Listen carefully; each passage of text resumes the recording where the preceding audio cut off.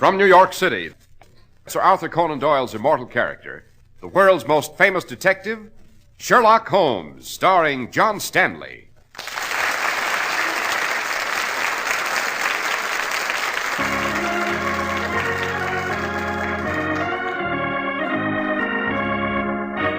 This week's story, the adventure of Dr. Winthrop's notorious Carriage.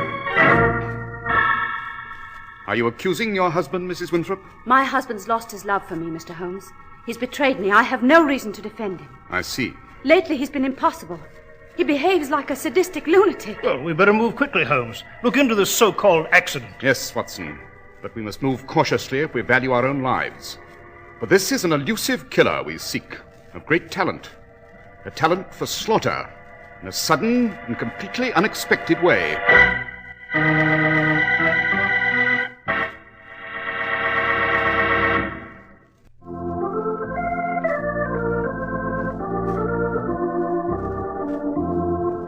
Well, Dr. Watson, who rode in Dr. Winthrop's notorious Carriage? Well, Mr. Harris, this adventure with Holmes occurred in the early 1900s. It began backstage at one of London's most famous theatres. It was in the dressing room of Margaret Ashley, an exquisite and very popular young actress. Her performance for that evening had ended, and Margaret had a visitor, a Dr. Charles Winthrop. I've made up my mind, Charles. I'm going to your wife. I'm going to see Elizabeth. Are you, Margaret? I shall tell her that I adore you, that you and I have been sweethearts all these months. I shall ask her to give you your freedom. I think she will, too. Well, that's very touching. And very foolish. Well, why do you say that? My word, you've an appalling, self-centered mind, Margaret. Like many women, you believe that simply because you want something, you'll automatically get it. My wife would not be struck at all by the magic of our romance. To her, this would be a rather cheap, sordid business, an insult to her ego. Being a mature and poised woman, she'd take this with an air of dignity and tolerance, but in her heart of hearts, I'm afraid she'd be furious. Well, then let her be. Are you satisfied with these desperate, dangerous meetings? You're coming to my flat if and when you can find the time, if and when you can somehow lie to Elizabeth? It has been difficult, yes, but I'm sick of it. I shan't tolerate it. we must face it, Margaret. We must do as best we can. I'll tell you you're tired of her, that you love me, that you see her only as a dowdy, bedraggled housewife, that your marriage was wrong to begin with. It's nothing more nor less than an exercise in boredom. Now, look, Margaret, I want you to control yourself. Control myself? In heaven's name, why? I want you, and I'm going to fight to keep you. When a thing is wrong, must you go on and on and on with it? I said you will not tell Elizabeth. Nothing on earth could stop me. I will. What do you mean? You knew I was married, Margaret. You knew the terms of the bargain. You accepted them gladly. But we love each other. Do we? Now listen to me. You made a great romance out of this. I didn't. You wanted to believe I was in love with you, that I couldn't live without you, simply to please yourself, to cover up the truth. What truth? That this has all been just a lark for me. That I was attracted to you because you're very beautiful, and that's all. And that is all, Margaret. It begins and ends there. I don't think it does. Oh, yes. It's taken years for me to become a reputable physician, Margaret. It's taken every ounce of strength and every moment of time I had to achieve a position in my profession and in society. I've a well-ordered household. I've a decent, honest wife who loves me. You're not going to place a bomb under that structure. Oh, yes, I am, Charles. Now that you've told me how you really feel, I'll give you a taste of my vengeance. I'll wreck your home and your life, and I don't think for one moment that I can. You'll do nothing of the sort. And do you know why? Do you know why you won't say a word to my wife? Go on. Tell me. Because if you do, I'll kill you. He'll never do that. You could never get away with it. You underestimate me, Margaret. I haven't an ordinary mind. I've a way.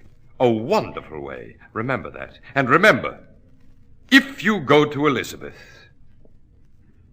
I'll murder you.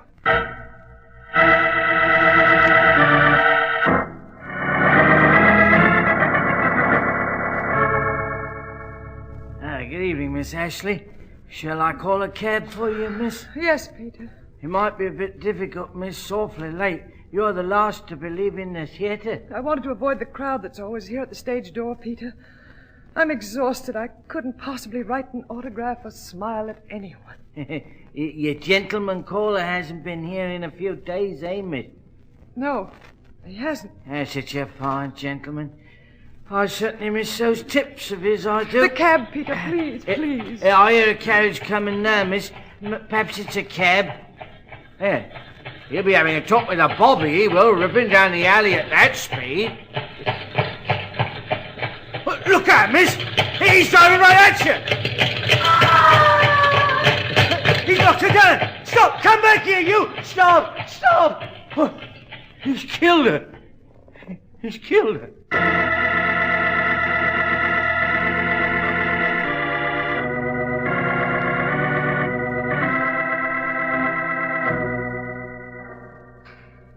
Elizabeth, I must speak to you.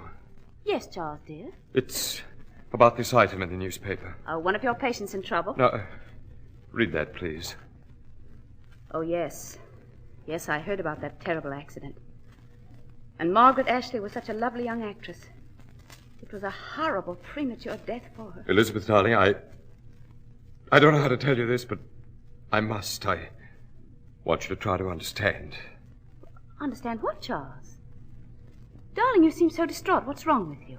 Well, there'll be an investigation. The police will be after the driver of that carriage, the man who knocked her down and then drove off. Well, yes, of course they will, and I hope they find him, too. Insane, brutal to drive so carelessly. Well, the police suspect that it wasn't an accident. The doorman's testified that the driver of the carriage seemed to go deliberately out of his way to hit her. Oh, Charles, they suspect murder? Yes, they'll probe very deeply. The most intimate details of Margaret Ashley's life will be exposed to public view, and so, Elizabeth, before you find out some other way, I must tell you. Tell me what, dear? I knew Margaret Ashley. Oh, yes? It wasn't a passing acquaintance. I was seeing her regularly. I visited her flat whenever I had the chance. She was in love with me. Oh. You were sweethearts, Charles. Is that it? Yes. I've no excuse. It's just some mysterious element in the chemistry of a marriage that does that to a man. I'm prepared to do whatever you say, Elizabeth. Well, Charles, it's quite hard for me to say anything at all. It's very difficult for me to face it, dear. I'm so sorry, Elizabeth.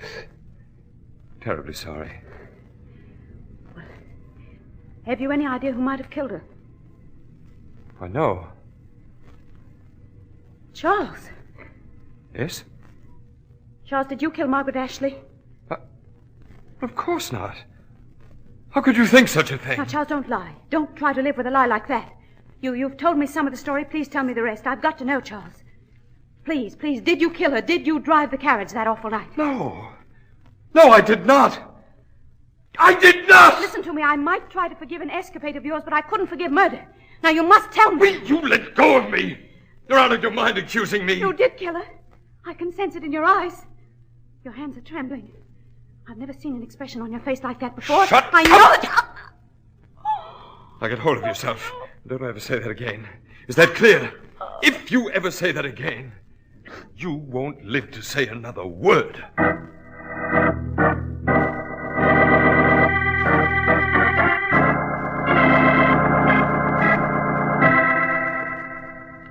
I had to tell you my story, Mr. Holmes. I quite understand, Mrs. Winthrop. My husband has lost his love for me. He's betrayed me. I have no reason to defend him. And lately he's been impossible. He behaves like a sadistic lunatic. Why haven't you told the police, Mrs. Winthrop? Because, Dr. Watson, I have no formal charge to make. I can't prove a thing. It's just my instinct. I feel that he killed that poor girl, and I will not harbor a killer. I need your help, Mr. Holmes. Well, the circumstances of the accident, Mrs. Winthrop, make it almost impossible to prove willful homicide. Where does your husband say he was on the evening of Margaret Ashley's death? He'd had a call, an emergency, quite far out of town. He claims that he left the carriage at home and took a cab. He was too tired to drive himself. He claims that when he reached the address given him, there was no such place. So he came home again. Oh, it's very flimsy. Did he give you the name of the patient who'd called him on this wild goose chase? Perkins. Mrs. Thomas Perkins. I did some investigating on my own. I telephoned every Thomas Perkins in the directory. None of them ever heard of Dr. Winthrop. Did your husband mention this supposed patient who vanished? Not a word. But, Mr. Holmes, you must find the evidence quickly. He knows I suspect him, and I'm afraid of what he might do. I shall move as quickly as possible, Mrs. Winthrop. Come, Watson, we shall speak first with Peter, the doorman, the witness to the accident. I'm ready, Holmes. We shall move very cautiously, Watson, if we value our own lives. For this is an elusive murderer of great talent. A talent for slaughter in a sudden and surprising way.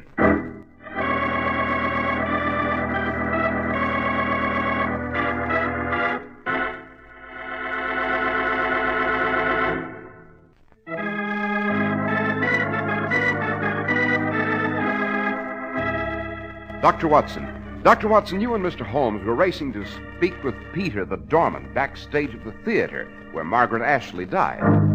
Yes, Mr. Harris. The enchanting Margaret was killed by a passing carriage. That night, Holmes and I stood in the dark, twisted alley by the stage door, under a pale moon, talking with the doorman. You say, Peter, you had a glimpse of the driver of that carriage? Yes, Mr. Holmes, I did. He was wearing an eye hat and a cape. The cape was purple. I could see it flying in the wind. Did you see his face? No, it was too dark, and he passed like fury.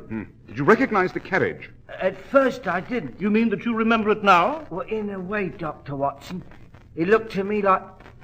Well, it isn't very discreet of me, but seeing as this is so serious a matter, it looked to me like the carriage of a certain gentleman what often comes to see Miss Ashley. Oh, see, Holmes? Do you know the gentleman, Peter? No, I'm sorry, Doctor. He never told me his name.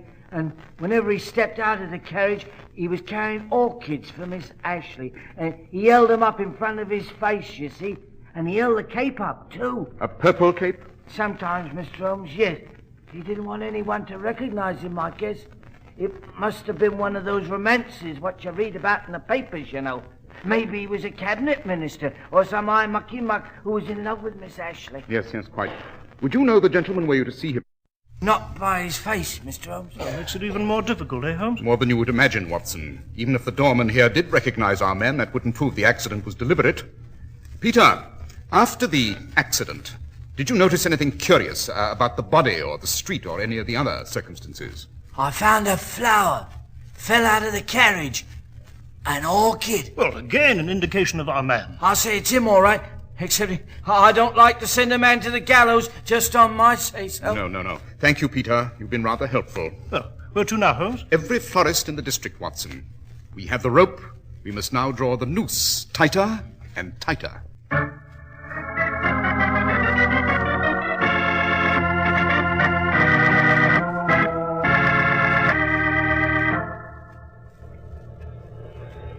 That's the door to Dr. Winthrop's house, Holmes. Let's just keep an eye on it. Mrs. Winthrop said he'd be leaving about this hour. Once he's gone, we can speak to her, look at the house, and search for clues. But we must have him out of the way first. Holmes, that florist. He recognized the photograph of Dr. Winthrop. Said he always bought flowers there. But he wasn't there on the night of Margaret Ashley's death. You seem very impressed, Holmes. Confounded why? Shh. Look, Watson, there he goes. He's leaving his wife now. See? Yeah, as he's going down the street. She's waving goodbye to him from the doorway. Attractive blonde, isn't she? Why should he lose interest in her for the sake of that actress? Fascinating as that province may be, Watson, it is not within the bounds of my territory. Now come, across the street. He's out of sight. Right.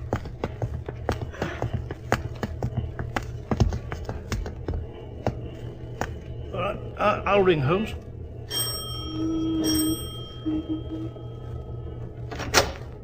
Oh, Mr. Holmes, Dr. Watson, he's just left. Will he return shortly? No, we've time. Come in.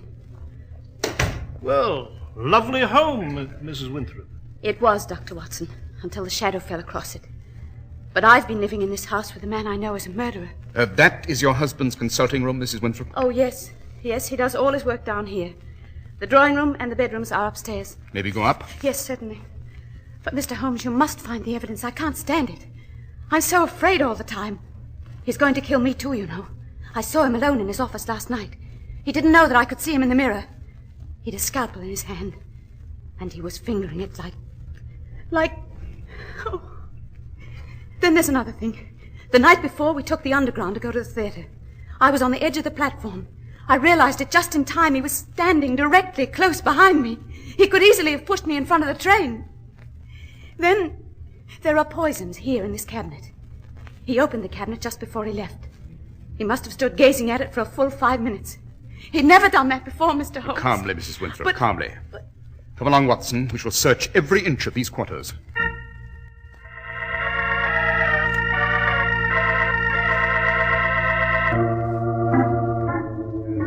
By George, Holmes, we've gone through every room.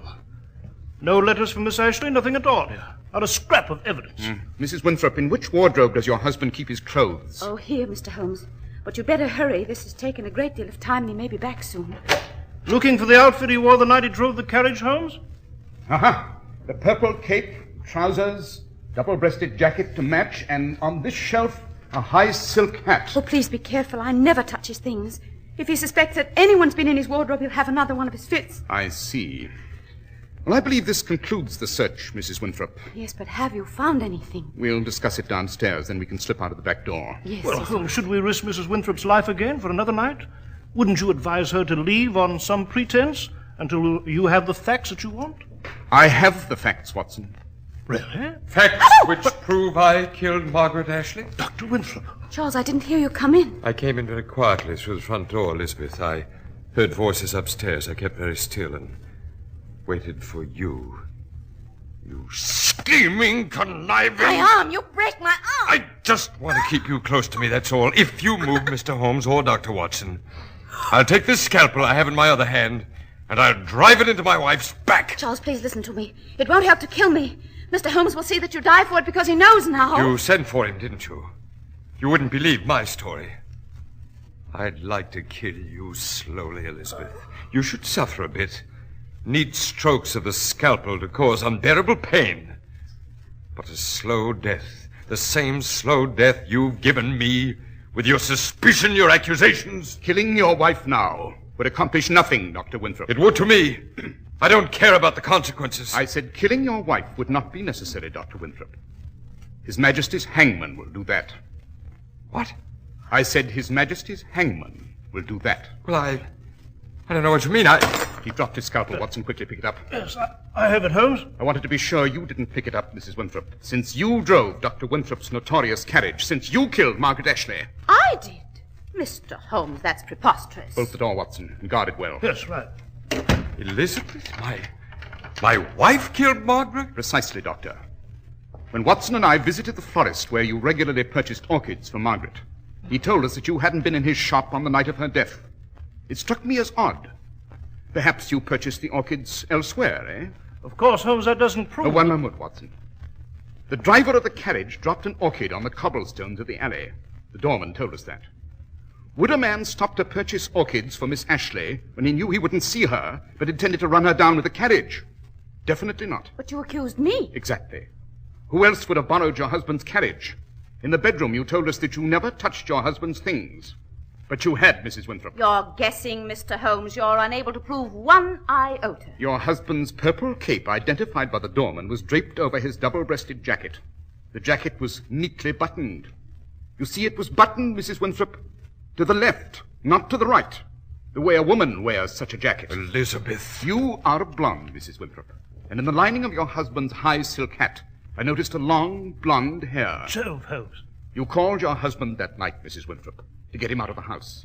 You were the non-existent Mrs. Thomas Perkins. You gave him a false address far on the outskirts of London. Then you put him into a cab, convincing him that he was too tired to drive himself. You put on his clothes. You took his carriage. You purchased orchids. You killed Margaret Ashley, being careful to make the cape very conspicuous and to drop an orchid, so that the doorman's testimony would indict Charles.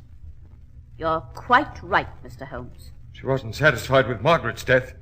She wanted to see me die, too, to hang for the murder. Yes, she painted a vivid portrait of you as a murderer, Dr. Winthrop. Remember, Watson? The underground, the medicine cabinet, all lies. And Elizabeth, you knew all along about Margaret. For months, Charles. It just took a bit of time to plan my vengeance on both of you. Well, call the yard, Watson. Come and fetch a prisoner. Now, my dear Mrs. Winthrop, I observed to you once that proving this was willful homicide was almost impossible. I should have added that nothing short of genius could accomplish it.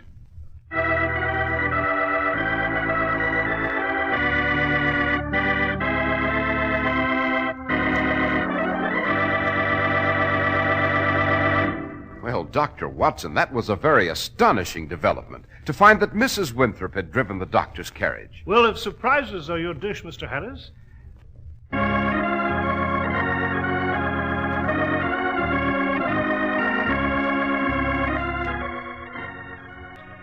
The world's most famous detective, Sherlock Holmes.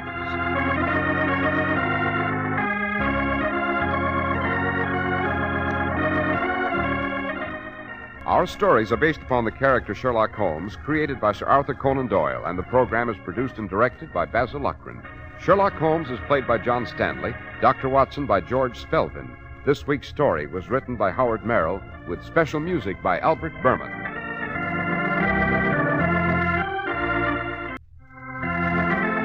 Be sure to listen next week to Sherlock Holmes in the adventure of the curious Crypt.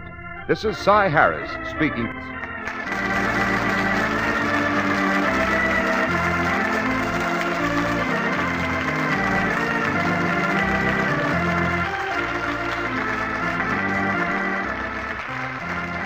This is the Mutual Broadcasting System.